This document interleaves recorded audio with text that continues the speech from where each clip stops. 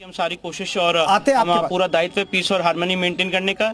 इसके बाद माननीय सुप्रीम कोर्ट ने जो मस्जिद कमेटी थी जिन्होंने एसएलपी दायर की थी उनको कहा कि आप इस ऑर्डर को हाई कोर्ट में चैलेंज कर सकते हैं और हाई कोर्ट में जाने का उनको एक लिबर्टी दी है। साथ ही साथ ऑनरेबल सुप्रीम कोर्ट ने ये भी कहा है कि 3 दिन के अंदर अगर आप हाई कोर्ट में याचिका दायर करते हैं तो मामला हाई कोर्ट के सामने लिस्ट किया जाए और हाई कोर्ट के फर्दर डायरेक्शंस तक के लिए वेट किया जाए और तब तक के लिए ट्रायल कोर्ट की प्रोसीडिंग रुकी रहेगी जब तक हाई कोर्ट अपना निर्देश नहीं दे देता है। और ये मामला अभी ट्रायल कोर्ट में 8 जनवरी को लगा हुआ है। साथ ही साथ ऑनरेबल सुप्रीम कोर्ट ने यह भी निर्देश दिया है कि जो एडवोकेट कमिश्नर महोदय हैं वो अपनी रिपोर्ट सील कवर में दाखिल करेंगे। तो इसका क्या मतलब निकाला जाए कि ट्रायल कोर्ट की प्रोसीडिंग पर एक तरह से स्टे हो गया है? नहीं, ट्रायल कोर्ट की प्रोसीडिंग का भी एक लिमिटेड स्टे है जब तक ऑनरेबल इलाहाबाद हाईकोर्ट ये अप्रोच नहीं करते हैं। और जब ऑनरेबल इलाहाबाद हाईकोर्ट अप्रोच करेंगे और मैटर ऑनरेबल हाईकोर्ट में लिस्ट हो जाएगा तो ऑनरेबल इलाहाबाद हाईकोर्ट डिसाइड करेगी कि ट्रायल कोर्ट की प्रोसीडिंग स्टे रहनी कि नहीं रहनी है।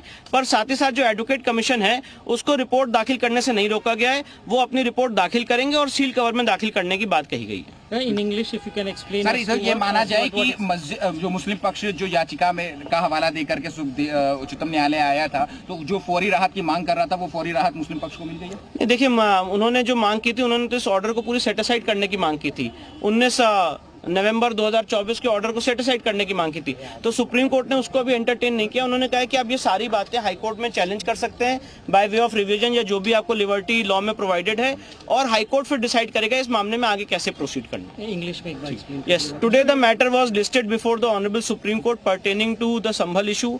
The concerned mosque committee had approached the honourable supreme Court challenging the order of civil जज senior division directly in the Supreme Court by way of an SLP under article 136।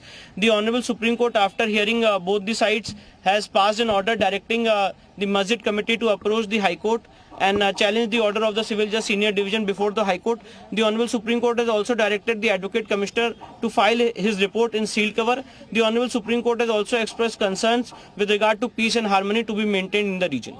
Vishnu, there was direct, argument by the Muslim side that these kind of surveys that are being ordered should be stopped. What was the court's view? The court has said that we are expressing no opinion on the merits of the case.